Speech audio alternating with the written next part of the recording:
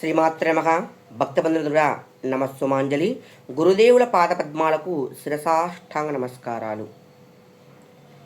August 4వ తారీఖు 8వ నెల 2024 ఆదివారం అమావాస్య. ఈ అమావాస్య చాలా చాలా ప్రత్యేకమైంది. ఈ అమావాస్య నాడు ప్రాతకాలం నిద్రలేవండి. ప్రాతకాలం నిద్రలేచిన తర్వాత తలంటు స్నానం చేసుకొని గృహమంతా శుభ్రపరచుకొని తలంటు స్నానం చేయండి. తర్వాత సూర్యనారాయణ స్వామికి అర్ఘ్యం ఇవ్వండి.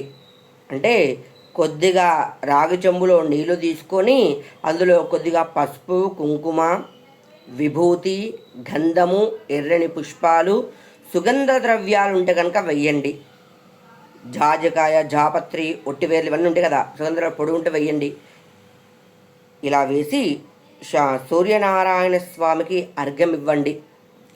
తర్వాత ఆ రోజున పితృదేవతలకి నివేదన చెయ్యండి. పదార్థాలు వడలు, పాయసం చాలా చాలా ప్రీతికరమైనది. ఇప్పుడున్న కాలమందు చాలామందికి పితృదోషాలు ఉన్నాయి. కావున ప్రతి ఒక్కరు కూడా పితృదేవతలకి ఆరాధించడం చాలా చాలా శ్రేయస్కరమైంది.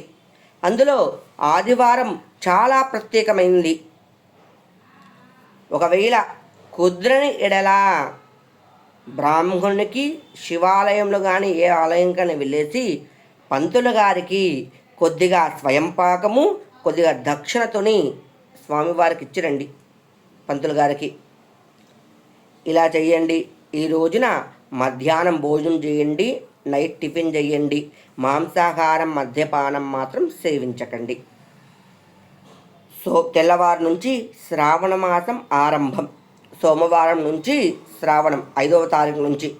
కావున ప్రతి ఒక్కరు కూడా ఈ అమావాస్య తిథిని ఆచరిస్తారని ప్రార్థిస్తూ ఉన్నాను. శ్రీమాత్రే నమః.